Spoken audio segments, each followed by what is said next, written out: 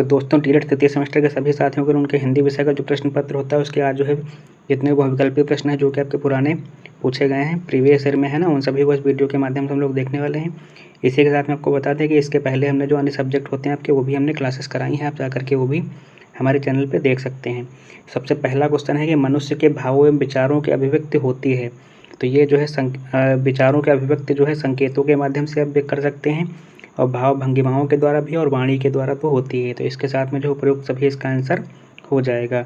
Next, निम्नलिखित में से कमल का पर्यायवाची नहीं है। तो कमल का पर्यायवाची जो इसमें है पयोद जो है वो नहीं होता है।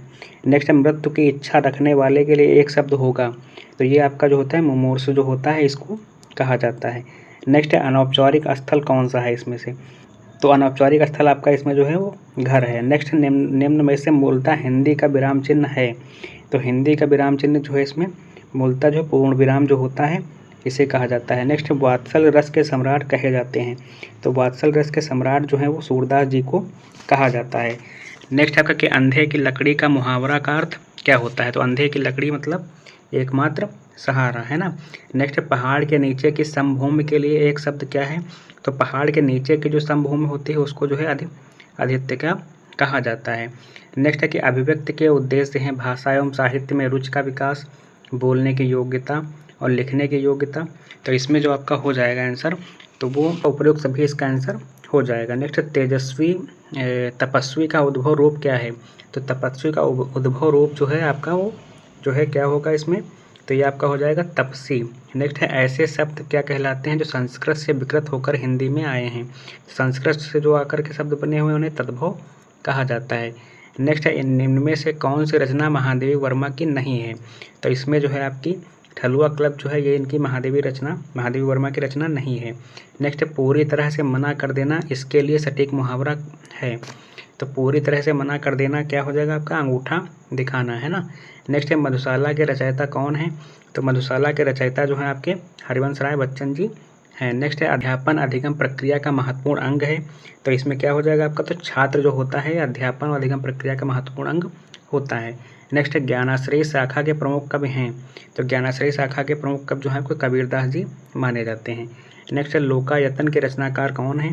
तो इसके रचनाकार जो है आपके सुमित्रानंदन पंत जी हैं। नेक्स्ट है भाषा पर कबीर का जबरदस्त अधिकार था, वे वाणी के डिक्टेटर थे।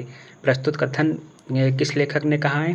तो ये डिक्टेटर जो है आपका इन्होंने कहा था, हजारी प्रसाद द्विवेदी जी ने जो है कबीरदास जी को कहा था कि ये वाणी के डिक्टेटर है ना। नेक्स्ट चित्रक का तद्भव रूप क्या होगा। तो चित्रक का तद्भव रूप जो आपका होगा वो चीता होता है। नेक्स्ट जिसके पास कुछ ना हो वाक्यांश के लिए एक शब्द क्या होगा। तो जिसके पास कुछ ना हो तो उसे आकिंचन कहा जाता है। नेक्स्ट आपका कि परशुराम की प्रतीक्षा के रचनाकार कौन है। तो ये जो है आपके रामधारी सिंह दिनकर जी हैं इसके। नेक्स्ट है प्रत्येक शब्द में प्रयुक्त उपसर्ग कौन सा होगा। तो प्रत्येक में जो होता है आपका वो प्रति उपसर्ग होता है। नेक्स्ट शुद्ध वर्तनी का चयन करें। तो शुद्ध वर्तनी में आपका ज्येष्ठ ज्येष्ठ कौन सा होगा। तो ये जो ज्येष्ठ ये वाला होता है ये जो है शुद्ध शब्द माना जाता है। नेक्स्ट संस्कृत के वे शब्द जो हिंदी में जो कहते हैं प्रयुक्त होते हैं वो कहे जाते हैं, तो उन्हें जो है तत्सम कहा जाता है वो। नेक्स्ट निम्न में से संयुक्त व्यंजन नहीं है। तो आपका रे जो होता है ये संयुक्त व्यंजन के अंतर्गत नहीं आता है। नेक्स्ट है मानक हिंदी का मूल आधार कौन सी बोली है। तो मानक हिंदी की जो आपकी मूल आधार जो है ये किसे मानते हैं। तो ये आपकी खड़ी बोली को माना जाता है। नेक्स्ट दिए गए विकल्प में कौन सरस्वती का पर्यायवाची नहीं है। सरस्वती का पर्यायवाची जो इसमें है वो आपका भार्गवी नहीं होता है। नेक्स्ट है भिक्षुक में प्रत्यय कौन सा होगा। तो इसमें जो है आपका उक प्रत्यय होता है ना। नेक्स्ट लघु शब्द का विपरीतार्थक कौन होगा। तो लघु का आपका दीर्घ हो जाता है इसी प्रकार से। नेक्स्ट है कि पूरब और उत्तर के बीच की दिशा क्या कहलाती है। तो ये जो होती है आपकी ईशान दिशा कही जाती है। नेक्स्ट सूरदास की रचना है। तो सूरदास की इसमें साहित्य लहरी जो है सूरदास की रचना है। नेक्स्ट है कबीर के सूफी गुरु कौन थे।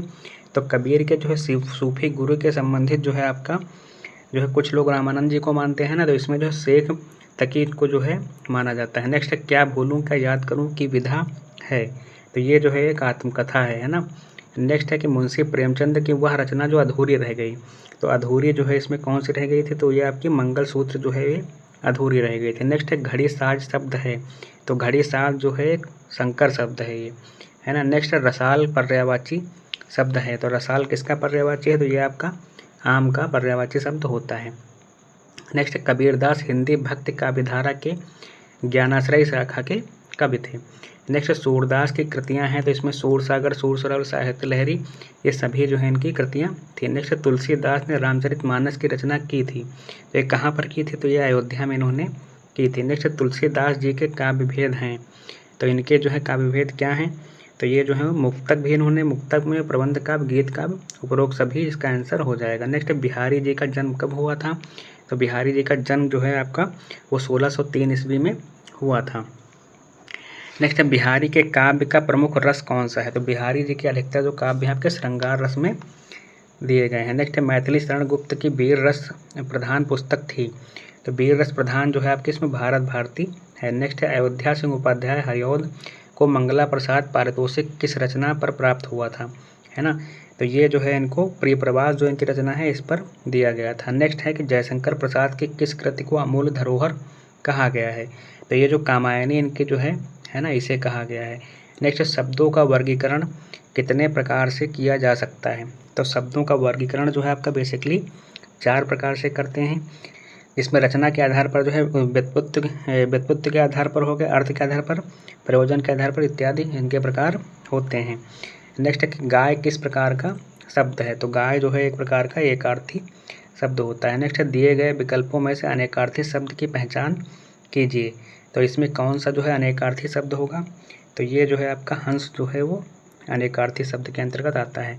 नेक्स्ट है भाषाई कौशल नहीं है, तो भाषाई कौशल इसमें से कौन सा नहीं है, तो ये आपका पठन है, लेखन है, गद्य है, वाचन, तो पठन लेखन वाचन आ जाएगा। गद्य जो है इसमें ये भाषाई कौशल के अंतर्गत नहीं आएगा। नेक्स्ट है गद्य का अर्थ है, तो गद्य का अर्थ क्या होता है, तो गद्य का अर्थ होता है कहना एक हिसाब से, है ना। नेक्स्ट है कि रचना का अर्थ क्या है, तो रचना का अर्थ होता है क्रमबद्ध करके प्रस्तुत करना, है ना, किसी भी चीज़ को। नेक्स्ट है कि भाषा के मुख्य तत्व क्या हैं, संकेत है, चिन्ह है, ध्वनि है, तो ये उपरोक्त सभी इसका आंसर होता है। नेक्स्ट है भाषा का ज्ञान अर्जित संपत्ति है, वास्तविक संपत्ति है या पैतृक संपत्ति है, तो ये जो है आपकी अर्जित संपत्ति के अंतर्गत आएगा। भाषा जो हमेशा अर्जित की जाती है। नेक्स्ट भाषा का मुख्य तत्व है भाव एवं विचार, अभिव्यक्ति, तो आपके आवावा दोनों हो जाएंगे। नेक्स्ट मनुष्य के भावों की अभिव्यक्ति होती है संकेतों द्वारा, भाव भंगिमाओं द्वारा, वाणी द्वारा, तो यह सभी के द्वारा जो है अभिव्यक्ति होती है। नेक्स्ट रचना का अर्थ है, तो रचना का अर्थ क्या होता है, तो रचना का अर्थ सजाना है, निर्माण, नवनष्ट, है ना, ये उपरोक्त सभी इसका आंसर हो जाएगा। नेक्स्ट मानव अपने भावों को ध्वन्यात्मक रूप से प्रकट करता है, उसे मौखिक अभिव्यक्ति कहते हैं। यह कथन किसका है, तो ये कथन जो है रमन बिहारी लाल जी का है। और दोस्तों आपको बता दें कि PDF के लिए जो है टेलीग्राम चैनल को आप लोग ज्वाइन कर लीजिएगा, जिसकी लिंक जो है कमेंट बॉक्स में और डिस्क्रिप्शन में जो है दी गई है ना, वहाँ पे हम PDFs अपलोड कर देते हैं और लेटेस्ट अपडेट भी सारी वहीं पे आपको मिल जाएंगे, है ना। नेक्स्ट है कि मौखिक अभिव्यक्ति में नहीं आएगा, तो मौखिक अभिव्यक्ति में जो है वार्तालाप आएगा, भाषण आएगा, कविता लेखन आएगा, है ना, लेकिन आपका जो है पत्र लेखन इसके अंतर्गत नहीं आता है। नेक्स्ट है मौखिक अभिव्यक्ति की विशेषताएं हैं शुद्ध उच्चारण, सशक्त भाषा और या फिर जो है शुद्ध भाषा की अभिव्यक्ति, उपरोक्त सभी, तो इसकी विशेषताएं उपरोक्त सभी होती हैं। नेक्स्ट है लिखित अभिव्यक्ति का उद्देश्य है, तो लिखित अभिव्यक्ति का जो है श्रुत लेखन, स्वतः लेखन में रुचि और शब्दकोश में वृद्धि, तो इसका उपरोक्त सभी इसका भी आंसर हो जाएगा। नेक्स्ट प्राथमिक स्तर पर बच्चों में भाषा का विकास किया जाना चाहिए, लेखन के द्वारा, सुलेख के द्वारा, वर्णमाला के द्वारा, वार्तालाप के द्वारा, तो ये किसके द्वारा किया जाएगा, तो ये वर्णमाला के द्वारा जो है बच्चों में भाषा का विकास प्राथमिक स्तर पर किया जाता है। नेक्स्ट रात्र का पर्याय नहीं है, तो रात्र का इसमें जो है सौदामिनी जो है ये इसका पर्यायवाची नहीं है। नेक्स्ट है आंखें खुलना मुहावरे का अर्थ है, तो आँख से दिखना, होश में आना, जल्दी से उठना, समय पर जागना, नहीं, होश में आना इसका अर्थ हो जाएगा। नेक्स्ट है कि अत्यधिक शब्द में प्रयुक्त उपसर्ग है, तो उपसर्ग इसमें जो है वो अति का प्रयुक्त है ना। नेक्स्ट है निम्नलिखित में से सभी शब्द समूह बादल के पर्यायवाची शब्द है, तो इसमें बादल के पर्यायवाची जो मेघ, घन, वारिद जो है ये पर्यायवाची हैं इसके, है ना। नेक्स्ट है आपका कि कबीरदास जी किस काव्यधारा के कवि हैं, तो कबीरदास जी हैं जो वो आपके ज्ञान मार्गी के थे। नेक्स्ट है गोदान के लेखक कौन हैं, तो गोदान के लेखक जो हैं मुंशी प्रेमचंद जी हैं। दोस्तों हमारे चैनल को सब्सक्राइब कर लीजिएगा, वीडियो को लाइक कर दीजिएगा और आपके अन्य सब्जेक्ट भी हमारे चैनल पर प्लेलिस्ट बनी हुई है, आप जा करके उन्हें भी देख सकते हैं। और PDF के लिए दोस्तों जो है आप टेलीग्राम पे लिंक दी गई है टेलीग्राम चैनल की, कमेंट और डिस्क्रिप्शन में, आप वहाँ से जा करके ज्वाइन कर सकते हैं। वहाँ आपको हर सब्जेक्ट की PDF भी और लेटेस्ट अपडेट जो होंगी आपको तुरंत वहाँ पे प्रोवाइड करा दी जाएंगी। धन्यवाद।